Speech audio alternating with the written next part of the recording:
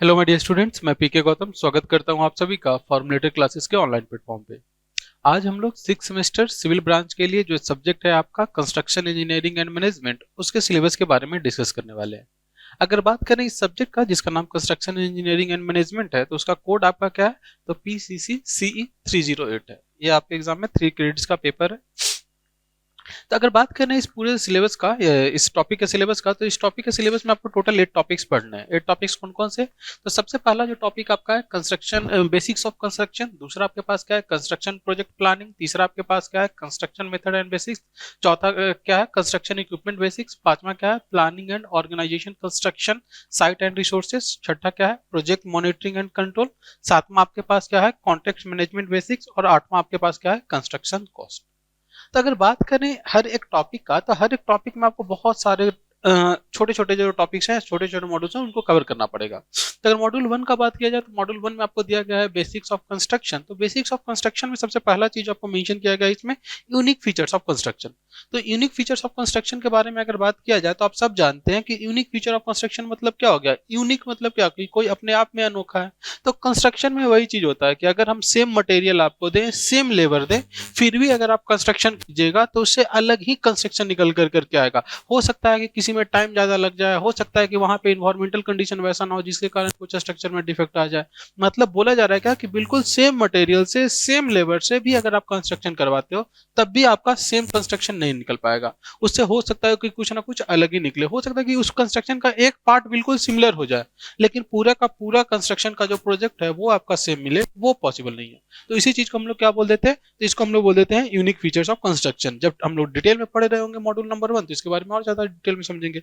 उसके बाद दूसरा इसमें आपके पास आ जाता है, वो आ जाता है क्या? Construction projects. अब कंस्ट्रक्शन प्रोजेक्ट्स क्या कौन कौन सा हो जाएगा? तो आपने सुना होगा कि सर माइनर प्रोजेक्ट होता है, मेजर प्रोजेक्ट होता है, मेगा प्रोजेक्ट होता है। मतलब अलग अलग प्रोजेक्ट के कॉस्ट के बेसिस पे, फिर प्रोजेक्ट के टाइम के बेसिस पे हम लोग अलग अलग प्रोजेक्ट को बांटते हैं कि प्रोजेक्ट कौन सा है। उसी तरह से इसमें लिखा गया क्या कि हर एक प्रोजेक्ट का फीचर्स क्या है, उसके बारे में हम लोग समझेंगे। नेक्स्ट आपके पास क्या है? Phases of project. अब फेजेज ऑफ प्रोजेक्ट का अगर हम लोग बात करते हैं, तो अलग अलग फेज होता है। सबसे पहले प्री टेंडिंग प्रोसेस होता है, फिर टेंडर आपका निकल जाता है, टेंडर निकलने के बाद कंस्ट्रक्शन आता है, कंस्ट्रक्शन होने के बाद आपका काम कंप्लीट होता है। मतलब उसमें आपको मॉनिटर और कंट्रोल करना होता है। मॉनिटरिंग कंट्रोलिंग करने के बाद उसको वापस से हैंड ओवर करना रहता है। तो हर एक फेज में आपको इसको समझना है। तो वही लिखा गया है क्या कि किसी भी प्रोजेक्ट का कौन कौन सा फेज होता है। तो इसमें हम लोग पढ़ेंगे कि प्री टेंडिंग प्रोसेस क्या होता है, पोस्ट टेंडिंग प्रोसेस क्या होता है, कंस्ट्रक्शन के समय मॉनिटरिंग कंट्रोल कैसे किया जाता है, उसके बाद फिर कैसे उसको हम लोग हैंड ओवर करते हैं। ये सारा कुछ हम लोग इसमें देखने वाले हैं। तो और उसके साथ साथ आपको इसमें लास्ट में जो पढ़ना है, वो पढ़ना है मेथड ऑफ एग्जीक्यूशन, कैसे हम काम को एग्जीक्यूट करते हैं, इनके बारे में। तो यहाँ पे आपका मॉड्यूल 1 क्या हो जाएगा? कंप्लीट हो जाएगा। तो ये मॉड्यूल 1 का आपके पास सिलेबस था। मॉड्यूल 2 का बात करते हैं, तो मॉड्यूल 2 में आपको किसको पढ़ना है? तो कंस्ट्रक्शन प्रोजेक्ट एंड प्लानिंग के बारे में पढ़ना है। देखिए, इस सब्जेक्ट के बारे में थोड़ा सा हम लोग और समझते हैं कि इस सब्जेक्ट आपका क्या है? थ्योरेटिकल सब्जेक्ट है। इसमें आपके पास सिर्फ यूनिट 2 ही है और यूनिट 8 है, जहां पे हम लोग न्यूमेरिकल सॉल्व करेंगे। यूनिट 2 में आपके पास निकालना रहता है कि क्या होता है, मतलब सीपीएम पट वाला जो क्वेश्चन आता है वो हम लोग करते हैं। तो सीपीएम पट में आपको न्यूमेरिकल देखने को मिलेगा। और लास्ट में जब हम लोग कंस्ट्रक्शन कॉस्ट के बारे में पढ़ेंगे, तब हम लोग वहां पे देखेंगे कि क्या होता है डायरेक्ट कॉस्ट, क्या होता है इनडायरेक्ट कॉस्ट, कैसे उसको हम लोग निकालते हैं। तो ये दोनों टॉपिक में हम लोग क्या करेंगे? न्यूमेरिकल्स को डिस्कस करेंगे। बाकी आपका पूरा का पूरा जो सब्जेक्ट है वो थ्योरेटिकल सब्जेक्ट है। तो थ्योरेटिकल सब्जेक्ट का पढ़ने का तरीका यही होता है कि आप चीजों को प्रैक्टिकली रिलेट कीजिए। और एक बार जब आप प्रैक्टिकली रिलेट कर लोगे, तो उसके बाद आप खुद से वर्डिंग में, अपने वर्डिंग में उसको फ्रेम कर सकते हो आंसर को। तो एक बार चीजों को समझना है, और समझने के बाद आपको आंसर खुद से करना होता है इसमें। तो हम लोग समझते हैं फिर दूसरे टॉपिक में क्या पढ़ने वाला है, जिसका नाम है कंस्ट्रक्शन प्रोजेक्ट प्लानिंग। तो अगर बात किया जाए कंस्ट्रक्शन प्रोजेक्ट प्लानिंग का, तो इसमें आपके पास सबसे पहले लिखा गया है क्या कि स्टेजेस ऑफ प्रोजेक्ट प्लानिंग। और स्टेजेस ऑफ प्रोजेक्ट प्लानिंग में हमने बोल दिया था कि एक आपके पास प्री टेंडिंग प्रोसेस होगा, एक आपके पास पोस्ट टेंडिंग प्रोसेस होगा। तो वही यहाँ पे लिखा गया है क्या कि stages of pre tending project planning में आपको लिखा गया है pre tender planning, pre construction planning, detail construction planning, role of control, role of client and contractor की, क्लाइंट का क्या रोल होने वाला है, कॉन्ट्रैक्टर का क्या रोल होने वाला है, इसके बारे में। उसके बाद लेवल ऑफ डिटेल्स के बारे में कि आप जब काम कर रहे हो, तो हर एक काम पे जो भी आपका हर एक स्टेज है, हर एक स्टेज में कैसे कैसे काम को एग्जीक्यूट करोगे, उसके बारे में समझना है। नेक्स्ट बोला गया है process of development of plans and schedules. मतलब कैसे हम लोग प्लान बनाते हैं, कैसे हम लोग शेड्यूलिंग करते हैं। तो शेड्यूलिंग करने के लिए हम लोग अलग अलग चीज के बारे में पढ़ेंगे। इसी में आपको पढ़ना है वर्क ब्रेकडाउन स्ट्रक्चर के बारे में। अब वर्क ब्रेकडाउन स्ट्रक्चर क्या हो गया? तो जब हम लोग बात करते हैं वर्क ब्रेकडाउन स्ट्रक्चर का, तो आपको पता है कि हर एक ऑर्गेनाइजेशन में एक हायरार्की होता है। उसी हायरार्की को समझने के लिए हम लोग किसका हेल्प लेते हैं, वर्क ब्रेकडाउन स्ट्रक्चर का हेल्प लेते हैं।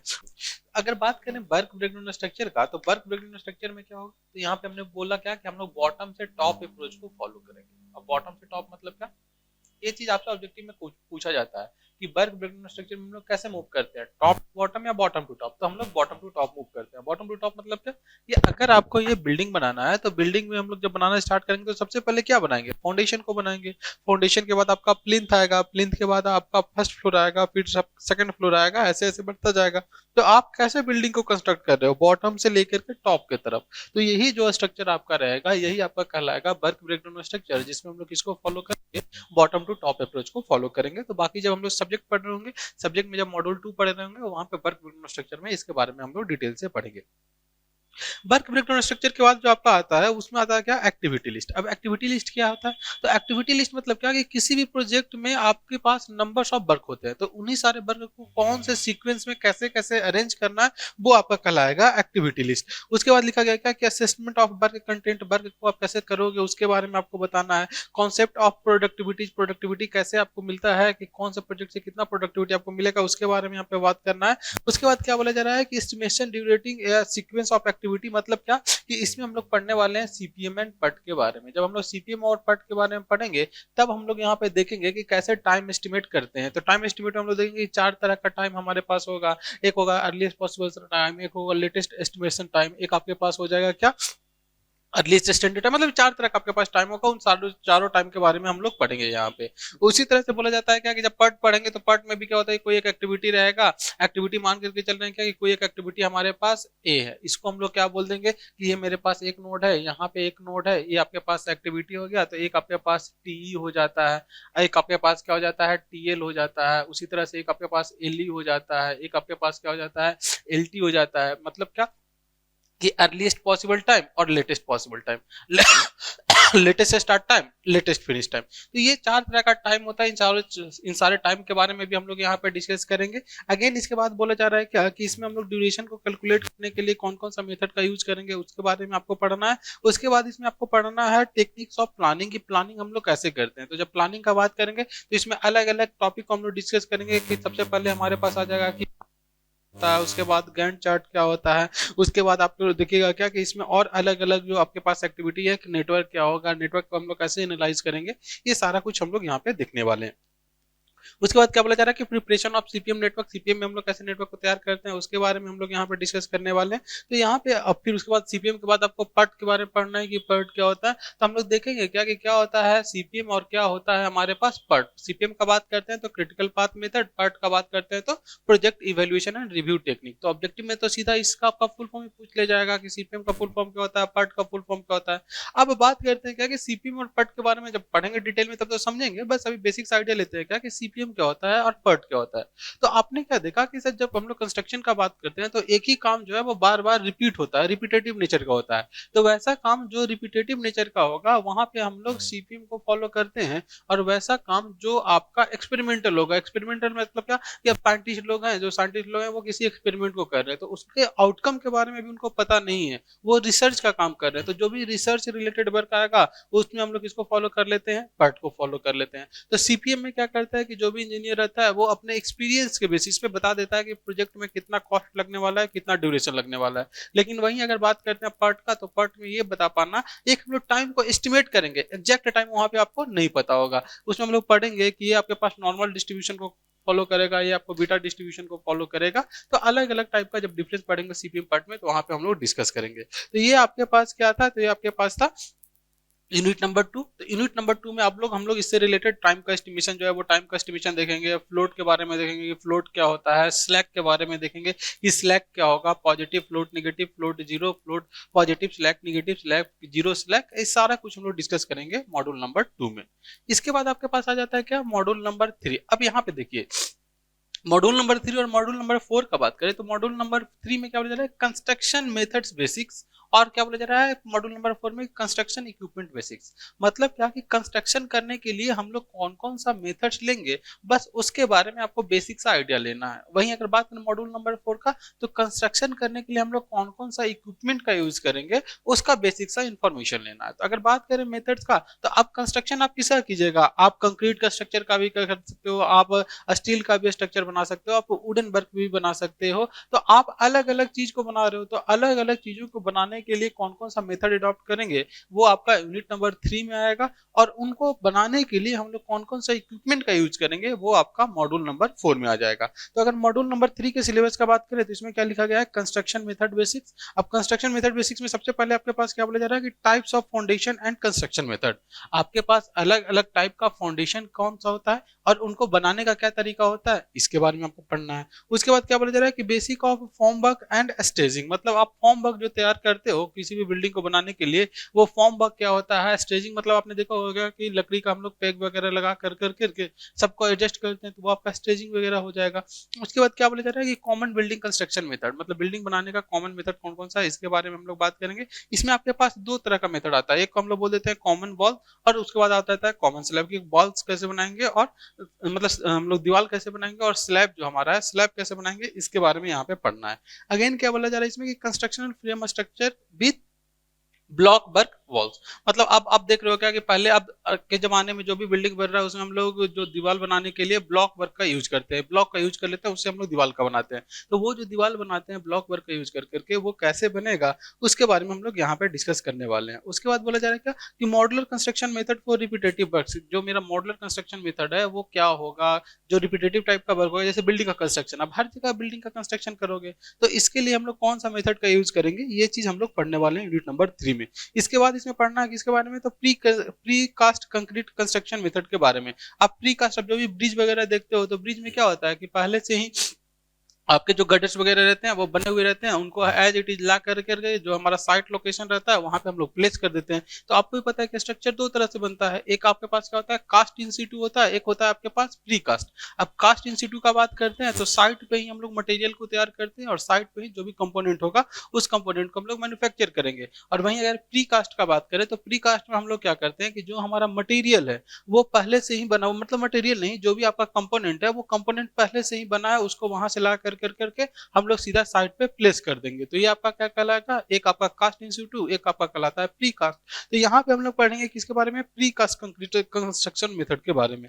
नेक्स्ट बोला जा रहा है क्या, basics of slip forming for tall structure. अब कोई आप जब लंबा बनाते हो तो आप लंबा स्ट्रक्चर बनाने के समय आप देखते हो क्या कि अलग अलग तरह का उस पर फेलियर वाला पोर्शन आएगा, तो अलग अलग लोड लगेगा जो उसको फेल करने का कोशिश करेगा। तो ये जो टॉल स्ट्रक्चर्स होते हैं वो टॉल स्ट्रक्चर्स कैसे फेल करते हैं, उनका स्लिप फॉर्मिंग क्या है, इसके बारे में हम लोग यहाँ पे देखेंगे। अगेन इसमें बोला जा रहा है क्या कि आप स्टील स्ट्रक्चर कैसे बनाओगे या फिर जो ब्रिज बनाना है ब्रिज कैसे बनाओगे, इनका कंस्ट्रक्शन मेथड क्या होगा, इसके बारे में हमको पढ़ना है किसमें, यूनिट नंबर 3 में। तो यूनिट नंबर 3 से बस आप ये समझ लीजिए कि आपको कंस्ट्रक्शन करना है अलग अलग चीज का, बिल्डिंग का, स्लैब का, वॉल का, उसके बाद टॉल स्ट्रक्चर का, उसके बाद स्टील स्ट्रक्चर का, उसके बाद ब्रिज का। तो इन सब के कंस्ट्रक्शन के बारे में हम लोग कहाँ पे देखेंगे, यूनिट नंबर 3 में देखेंगे। नेक्स्ट बात करते हैं इसके बाद यूनिट नंबर 4 का। तो यूनिट नंबर 4 में आपके पास क्या हो जाता है, कंस्ट्रक्शन इक्विपमेंट बेसिक्स। मतलब जो भी आप कंस्ट्रक्शन करने के लिए इक्विपमेंट ले रहे हो वो इक्विपमेंट कौन कौन सा है, इसके बारे में हम लोग देखेंगे किसमें, यूनिट नंबर 4 में।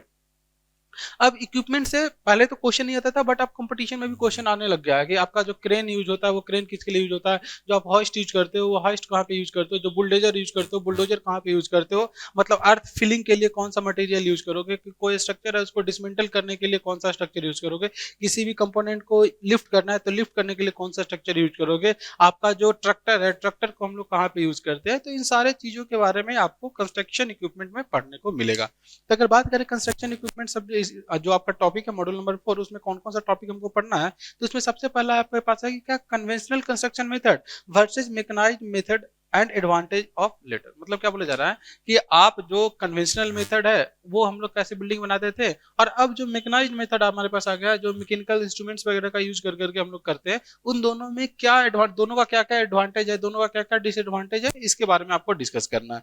नेक्स्ट बोला गया है क्या इसमें कि equipment for earth moving. Earth moving मतलब क्या कि अगर आपके पास जो भी सॉइल वगैरह है, सॉइल को एक जगह से दूसरी जगह ट्रांसफर करने के लिए हम लोग कौन सा इक्विपमेंट का यूज करेंगे, इसके बारे में आपको पढ़ना है। उसके बाद बोला जा रहा है डी वाटरिंग, आप वाटर जैसे होता है कि कंक्रीट में क्या होता है कि कंक्रीट में क्या होता है कि जब आप बात करो कंक्रीट स्ट्रक्चर का, तो उसमें मॉइस्चर कंटेंट को मेंटेन करने के लिए हम लोग क्या करते हैं, वाटरिंग करते हैं। तो वाटरिंग करने के लिए हम लोग कौन कौन सा इक्विपमेंट का यूज करेंगे, वो चीज यहाँ पे आपको देखना है। उसके बाद बोला जा रहा है क्या कि कंक्रीट मिक्सिंग करने के लिए हम लोग कौन सा अलग पढ़ेंगे, वहाँ पे मिक्सचर अलग अलग टाइप का होगा, एक ट्रांजिट मिक्सचर होगा, एक नॉन ट्रांजिट मिक्सचर होगा, उसके बाद सर्कुलर मिक्सचर होगा। तो अलग अलग तरह का जो हमारे पास मिक्सचर होगा, उन मिक्सचर्स के बारे में हम लोग पढ़ेंगे। नेक्स्ट बोला जा रहा है ट्रांसपोर्टिंग। तो ट्रांसपोर्टिंग करने के लिए हम लोग क्या देखते हैं, तो ट्रांजिट मिक्सचर आपने भी देखा होगा कि रोड पे एक बड़ा सा एकदम ढोलक वाला शेप का एक जो ट्रक रहता है, उसी में कंक्रीट रहता है, और वो रोटेट करते करते करते करते जो आपके पास, जैसे हम लोग यहाँ पे पढ़ेंगे आरएमसी के बारे में, रेडी मिक्स कंक्रीट के बारे में। तो आरएमसी क्या होता है कि अब बहुत सारे कंपनीज ऐसे हैं जो सिर्फ कंक्रीट तैयार करते हैं, और जिनको जरूरत होता है वहां से कंक्रीट को परचेज कर कर करके अपने साइट पे आकर करके उसको यूज कर लेते हैं। क्योंकि आपको भी पता है कि जैसे आप घर बना रहे हो, तो आप घर बना रहे हो, आपका क्या क्लाइमेटिक कंडीशन है, उसमें कौन सा मिक्सचर कितने कंपोनेंट में यूज करना है, कौन सा मिक्सचर यूज करना है, ये सारा कुछ आप खुद से नहीं कर पाते हो। तो उसके लिए हम लोग क्या करते हैं कि डायरेक्ट रेडीमेड कंक्रीट प्लांट जो होते हैं, आरएमसी जो होते हैं, वहां पे हम लोग जाते हैं, वहां से कंक्रीट लेते हैं, और कंक्रीट ला करके जो भी हमारा साइट लोकेशन होता है वहां पे उसको प्लेस कर देते हैं। तो ये कंक्रीट के साइट से लेकर के जो आपका साइट है वहां पे लाने के लिए जिस भी चीज का हम लोग यूज करेंगे, वही आपका क्या कहलाएगा, तो वही आपके पास कहलाएगा क्या, ट्रांसपोर्टिंग इंस्ट्रूमेंट। नेक्स्ट बोला जाता है क्या, प्लेसिंग करने के लिए हम लोग कैसे कंक्रीट का प्लेसिंग करते हैं। तो प्लेसिंग करने के लिए भी हम लोग देखते हैं कि हाइट जो होना चाहिए वो 1 मीटर से ज्यादा नहीं होना चाहिए। अगर रिइंफोर्समेंट बहुत ज्यादा डेंस है तब कैसे कंक्रीटिंग करेंगे, तो इन सारे चीज के बारे में हम लोग यहाँ पे पढ़ेंगे। नेक्स्ट बोला जा रहा है क्रेन के बारे में कि क्रेन का क्या यूज होता है, होइस्ट के बारे में कि होइस्ट का क्या यूज होता है, और दूसरे इक्विपमेंट का जो कि हम लोग लिफ्टिंग करने के लिए यूज करते हैं। नेक्स्ट बोला गया क्या कि equipment for transportation of material को एक जगह से दूसरी जगह तक ट्रांसपोर्ट करने के लिए हम लोग कौन सा इक्विपमेंट का यूज करते हैं। अगेन बोला गया क्या, इक्विपमेंट प्रोडक्टिविटी की इक्विपमेंट यूज करने से आपको क्या एडवांटेज मिलता है, इसके बारे में आपको यूनिट नंबर 4 में डिस्कस करना है। नेक्स्ट अगर बात करें यूनिट नंबर 5 का, तो यूनिट नंबर 5 आपका क्या बोला जाता है, planning and organising construction site and resources. मतलब आपके पास अब प्लानिंग करना बहुत ज्यादा जरूरी हो जाता है। क्यों प्लानिंग करना जरूरी हो जाता है कि आपको हर एक स्टेज पे, क्योंकि आपको पता है कि प्रोजेक्ट मेरा अलग अलग स्टेज में कंप्लीट होने वाला है, तो हर एक स्टेज में कितना मैन पावर लगने वाला है, कितना मटेरियल लगने वाला है, कितना रिसोर्स आपके साइट पे अवेलेबल होना चाहिए एट ए टाइम, ये सब कुछ बहुत मैटर कर जाता है। तो इसके लिए हम लोग पढ़ेंगे कौन सा, तो planning and organising construction site and resources. कैसे हम लोग कंस्ट्रक्शन साइट को या वहां पे जो रिसोर्स अवेलेबल है, चाहे वो मैन पावर के फॉर्म में हो, मैन लेबर के फॉर्म में हो, या फिर आपका मटेरियल के फॉर्म में हो, तो उन सारे रिसोर्सेज का कैसे हम लोग प्लानिंग और ऑर्गेनाइजिंग करेंगे, इसी के बारे में आपको यूनिट नंबर 5 में पढ़ना है। तो इसमें सबसे पहले आपको पढ़ना है कि आपका साइट क्या होता है, साइट का लेआउट क्या होता है। उसके बाद आपको क्या करना है कि कैसे हम लोग साइट ऑर्गेनाइजेशन का डेवलपमेंट करते हैं, इसके बारे में। डॉक्यूमेंट एट साइट क्या क्या होना चाहिए, तो मतलब इसमें आपके पास मैन पावर आ जाएगा, प्लानिंग आ जाएगा, ऑर्गेनाइजिंग आ जाएगा, स्टाफिंग आ जाएगा, मोटिवेशन कैसे करोगे आप स्टाफ को, ये सारा कुछ यहाँ पे पढ़ना है। उसके बाद अगर बात करते हैं मटेरियल्स का, तो मटेरियल्स में आपके पास क्या आ जाएगा कि प्लानिंग का कौन कौन सा आपका कॉन्सेप्ट है, उस कॉन्सेप्ट के अकॉर्डिंग कौन से कंडीशन में कितना मटेरियल का रिक्वायरमेंट आएगा, ये सारा कुछ हम लोग यहाँ पे देखेंगे। आप जो इन्वेंट्री करते हो, इन्वेंट्री आप कैसे करते हो, इसके बारे में यहाँ पे आपको डिस्कस करना है। यहीं पे हम लोग पढ़ेंगे एस कर्व के बारे में, एंड वैल्यू के बारे में, रिसोर्स शेड्यूलिंग कैसे करते हैं, स्मूथिंग क्या होता है, शेड्यूलिंग क्या होता है, इसमें भी हम लोग bar chart, line balance technique, ये सारे चीज का यूज कर कर करके हम लोग यूनिट नंबर 5 को डिस्कस करेंगे। यूनिट नंबर 5 के बाद आपके पास आ जाता है प्रोजेक्ट मॉनिटरिंग एंड कंट्रोलिंग। अब देखिए, जब किसी भी प्रोजेक्ट का हम लोग बात करते हैं, तो प्रोजेक्ट में सबसे पहले आपके पास क्या हो जाता है, तो प्रोजेक्ट में सबसे पहले हम लोग प्लानिंग करते हैं।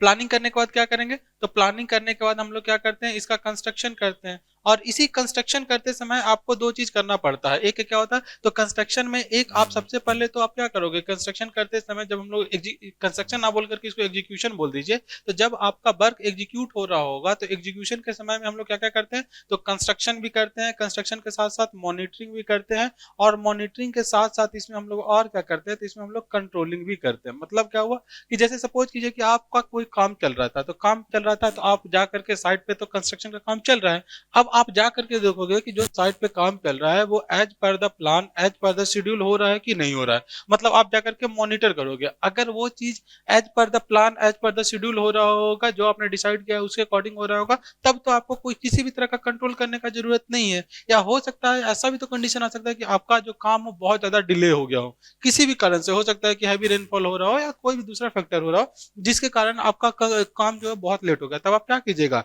या तो मैन पावर को बढ़ाइएगा, या तो आप रिसोर्स को बढ़ाइएगा। रिसोर्स को बढ़ाने से आपका काम जल्दी कंप्लीट होगा, या फिर हो सकता है कि आपका काम बहुत ज्यादा जल्दी हो गया हो, तो आप क्या करेंगे कि जो मैन पावर है, जो रिसोर्स है, उसको कम कर देंगे, क्योंकि मैन पावर को रखने में, रिसोर्स को रखने में भी तो आपको पैसा देना पड़ता है। तो वही हम लोग यहाँ पे देखेंगे कि अगर काम मेरा जल्दी हो रहा होगा या काम लेट से हो रहा होगा, तो उसको सबसे पहले मॉनिटरिंग करना है, और अगर काम में आपका प्रोजेक्ट में किसी भी तरह का डिले होगा तो उसको क्या करना होता है, कंट्रोल करना होता है। तो हम लोग यही पढ़ेंगे कि मॉनिटरिंग कैसे किया जाता है, कंट्रोलिंग कैसे किया जाता है यूनिट नंबर 6 में। तो अगर यूनिट नंबर 6 का टॉपिक का बात किया जाए तो सबसे पहले आपको करना है सुपरविजन। सब मतलब सुपरविजन मतलब क्या, कि साइट पे जाकर के देखिए। अगेन क्या बोला जा रहा है, रिकॉर्ड कीपिंग, कोई भी काम हो रहा है तो उसको रिकॉर्ड रखना है कि इस काम में आपको इतना टाइम ड्यूरेशन लगा है। अगेन क्या बोला जा रहा है, प्रोग्रेसिव पीरियोडिक प्रोग्रेस रिपोर्ट, आपको हर एक सप्ताह के बेसिस पे, हर एक मंथ के बेसिस पे, या 3 मंथ के बेसिस पे, जैसा प्रोजेक्ट का ड्यूरेशन होता है उसके बेसिस पे हम लोग क्या करते हैं, उसका सक्सेसिव या प्रोग्रेसिव रिपोर्ट बनाते हैं। क्या देखिए 3 महीने में इतना काम कंप्लीट हुआ है, अगले 3 महीने में इतना कंप्लीट हुआ है, अगले 3 महीने में इतना कंप्लीट होगा,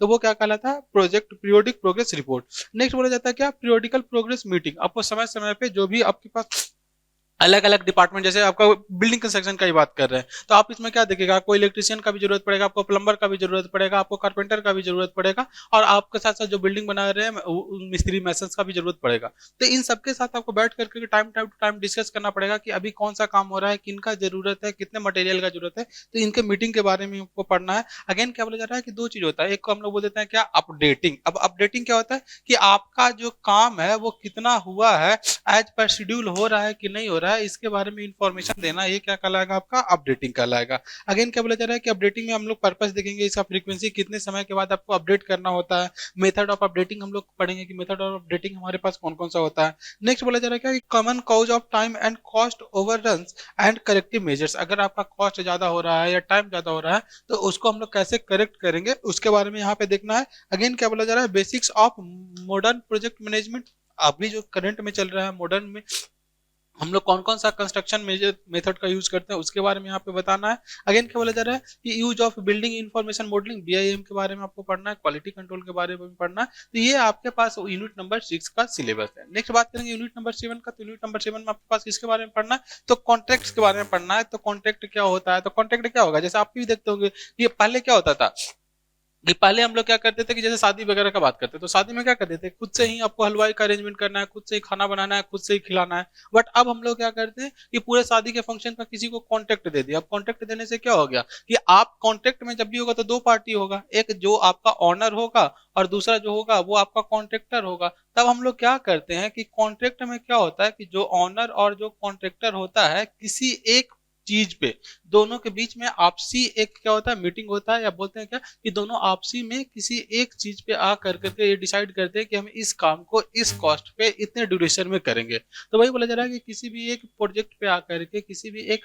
काम के लिए जब ऑनर और कॉन्ट्रैक्टर दोनों सहमत हो जाते हैं तो उसी चीज को हम लोग क्या बोल देते हैं, कॉन्ट्रैक्ट बोल देते हैं। तो इसमें हम लोग पढ़ेंगे कि कॉन्ट्रैक्ट का टाइप्स क्या क्या होता है, अलग अलग टाइप के हम लोग कॉन्ट्रैक्ट के बारे में पढ़ेंगे। अगेन क्या बोला जा रहा है कि पार्टीज टू कॉन्ट्रैक्ट, कॉन्ट्रैक्ट में कौन कौन सा पार्टी होते हैं, क्या सुपरवाइजर होगा, क्या लेबर होगा, क्या आपके पास एग्जीक्यूटिव इंजीनियर, सुपरवाइजर, जो आपके पास है assistant engineer, junior engineer, chief engineer, superintending engineer, अलग अलग चीजों के बारे में हम लोग यहाँ पे डिस्कस करेंगे।